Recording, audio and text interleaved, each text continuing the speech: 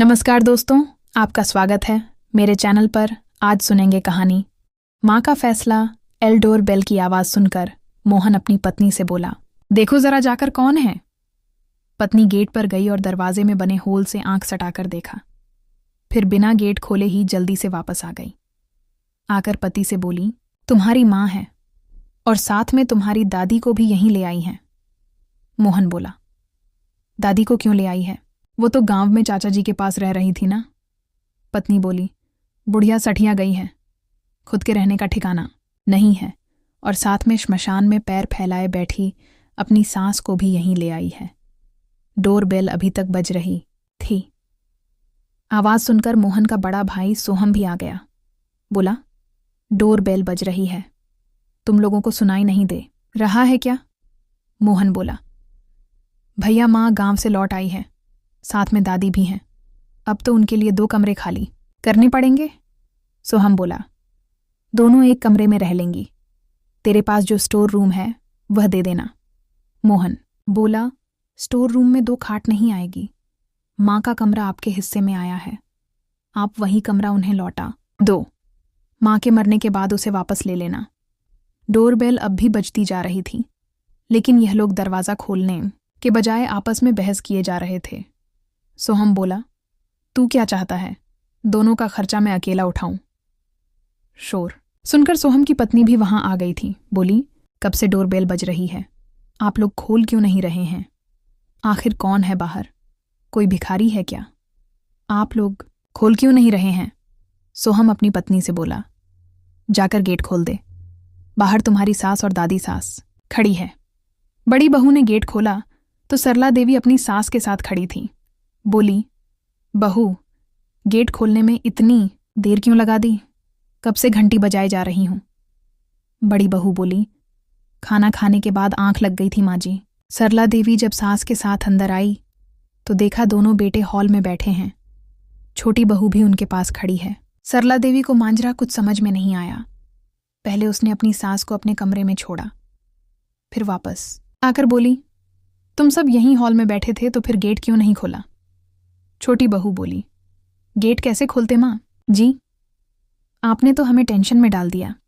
घर में वैसे ही कमरों की कमी है और आप दादी जी को भी यहाँ ले आई। कांता देवी बोली, कमरों की कमी कहाँ है बहू? घर में 6 कमरे हैं, एक में तुम रहती हो और दूसरे में बड़ी बहू रहती है। एक कमरे में तुम दोनों के बच्चे रह रहे हैं, एक गेस्ट रूम के काम आता है, बाकी 2 कमरे तो खाली है ना। वैसे भी माँ जी को मैं अपने कमरे में ही रखूंगी, इसलिए एक कमरा तो फिर भी शेष रह गया। सोहम बोला, वो बात ये है माँ, हमने घर का बंटवारा कर लिया है। सरला देवी बोली, तुम्हारे बाप को गुजरे 2 महीने भी नहीं हुए और तुमने आपस में घर बांट लिया।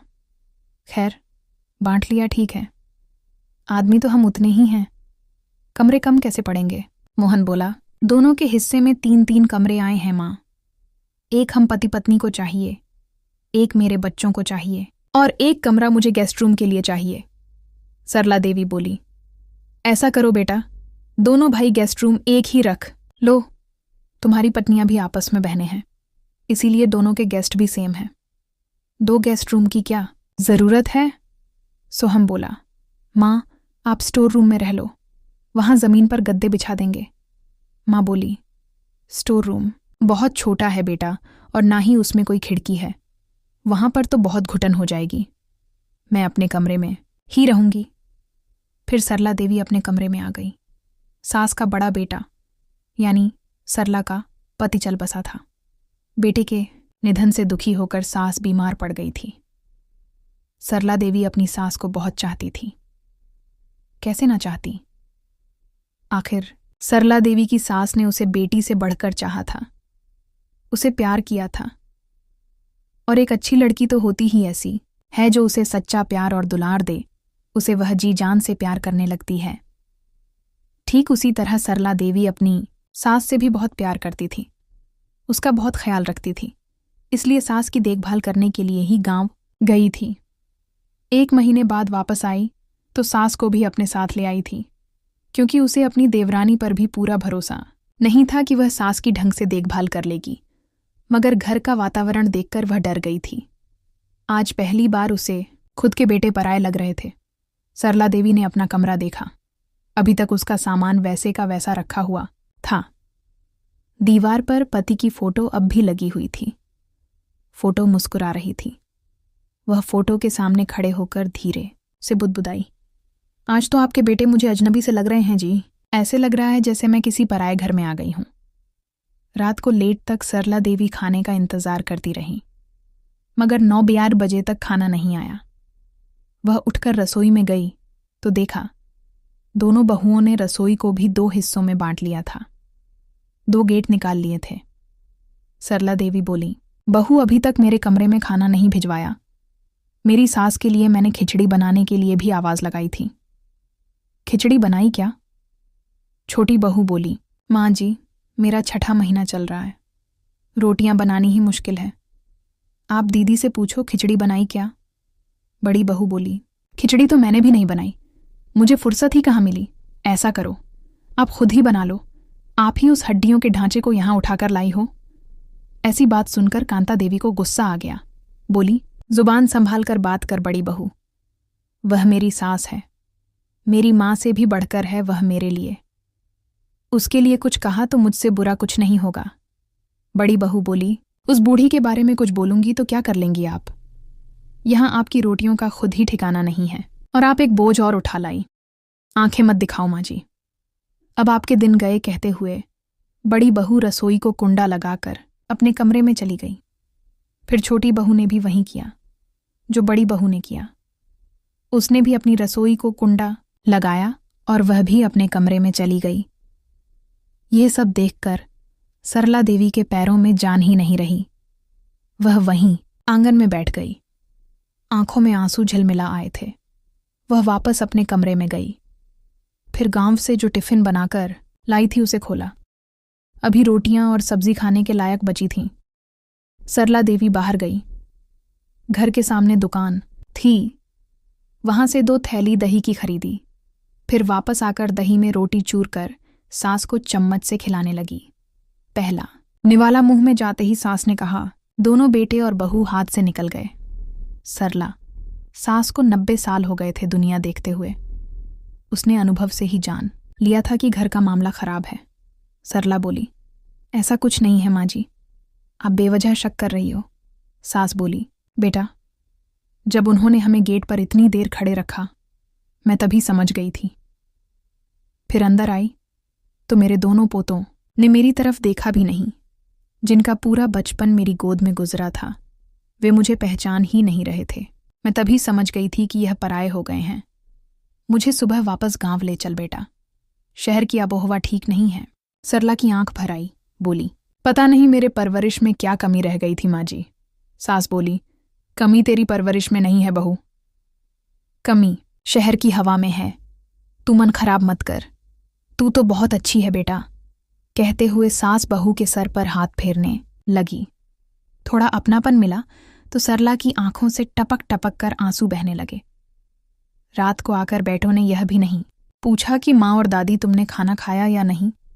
सुबह चाय बनी तब भी उन्हें माँ और दादी की याद नहीं आई। सुबह 8 बजे के आसपास बड़ी बहू आकर बोली, माँ जी, घर के बाहर ऑटो खड़ा है, आपके बेटे आपको वापस गांव भेजना चाहते हैं, इसलिए अपना सामान उठाइए और यहां से चलती बनिए। सरला देवी कुछ न बोली। शायद उसे पहले से ही आभास था कि ऐसे ही कुछ होगा। वह बाहर आकर बेटों से बोली, गांव में मेरे रहने खाने का खर्च कौन देगा, यह भी बता दो। बड़ा बेटा बोला, आपके खाते में अभी भी 1 लाख पड़े हैं माँ, तो आपको खर्च की क्या आवश्यकता है। इस घर में आप हमेशा हुक्म चलाती रही हैं, मगर अब आपकी बहुओं को अच्छा नहीं लगता। आप यहां रहेंगी तो बेवजह कलह होगी। गांव में हमारे 4 कमरे हैं, वहां जाकर आराम से अपना बुढ़ापा काटो। सरला देवी बोली, अब यह घर छोड़कर मैं कभी भी नहीं जाऊंगी। अगर कोई यहां से जाएगा तो वह तुम लोग जाओगे। तुम क्या समझते हो, ये घर तुम्हारे पिता के नाम है। जब उन्हें पहली बार दिल का दौरा पड़ा था ना तो वे तभी समझ गए थे। मुझसे बोले थे, सरला औलाद हाथ से निकल चुकी है, अब मेरा कोई भरोसा नहीं है कब मेरा बुलावा आ जाए। इसलिए यह घर मैं तेरे नाम करवा रहा हूं ताकि भविष्य में तेरे साथ कुछ गलत ना हो। फिर सरला देवी हाथ में ले रखे फोन को दिखाते हुए बोली, मैंने पुलिस को फोन कर दिया है, वे अभी आते ही होंगे। तुम लोग अभी से घर खाली करने की तैयारी में लग जाओ। इतना सुनते ही दोनों बेटे और बहुओं की हालत खराब हो गई। उनके पैरों तले जमीन निकल गई। वो लोग तो कुछ और ही ख्याली पलाव बनाकर बैठे थे। उन्हें तो विश्वास ही नहीं हुआ। जब उन्होंने पेपर पर माँ का नाम देख लिया तब जाकर उन्हें यकीन आया कि घर तो पिताजी ने माँ के नाम कर दिया है। फिर छोटी बहू हाथ जोड़ते हुए बोली, माँ जी, मैं प्रेग्नेंट हूं। इस हालत में हमें घर से बाहर मत निकालो, कुछ तो दया करो हम पर। दोनों बेटे भी गिड़गिड़ाने लगे, बोले, ऐसा मत करो माँ, हम बर्बाद हो जाएंगे। सरला देवी बोली, जब तुम्हें हम बूढ़ियों पर रहम नहीं आ रहा था तो मैं तुम लोगों पर क्यों रहम करूं? तुम लोगों में दया और संवेदना नाम की कोई चीज ही नहीं बची है। तुम्हारे दिलों में जहर भर गया है। अगर तुम लोगों को यहां रख भी लिया तो वह जहर तुम लोग मुझे पिला दोगे, डॉक्टरी मुआयना भी नहीं होने दोगे मेरा। फिर बेटों ने आनन फानन में शहर में कोई घर किराए पर लिया और घर खाली कर गए। अब सरला देवी उस घर में अपनी सास के साथ सुकून से रह रही है। दोस्तों, क्या इसी दिन के लिए लोग भगवान से, ऊपर वाले से औलाद मांगता है? हर जगह मिन्नतें करता है कि उसकी भी ऊपर वाला औलाद से झोली भर दे। नहीं, बिल्कुल नहीं। आज अपने हाथ से निवाला खिलाने वाली माँ अपने खून पसीने के मेहनत से एक एक पैसे जोड़ जोड़ करके घर बनाने वाले बाप की दुनिया से विदा लेते ही बेटों ने माँ और दादी को बेघर करने में मिनट नहीं लगाया। जो दादी अपने पोतों पर जान छिड़कती थी, अपने मुंह का निवाला भी वो अपने पोतों को खिलाने में एक पल नहीं सोचती थी। आज उसी दादी को दोनों पोतों ने एक नज़र देखना ना चाहा।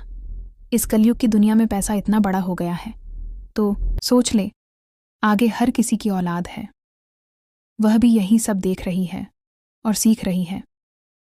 इसलिए आप जैसा खुद का भविष्य देखना चाहते हैं, ठीक वैसे ही अपने बुजुर्गों के साथ करिए। तो दोस्तों, अगर आपको हमारी आज की यह कहानी अच्छी लगी हो तो कृपया आप हमारे चैनल को लाइक, शेयर और सब्सक्राइब ज़रूर कर लीजिए, जिससे हम आपके लिए और भी अच्छी अच्छी कहानियाँ लाते रहें। कहानी सुनने के लिए आपका धन्यवाद।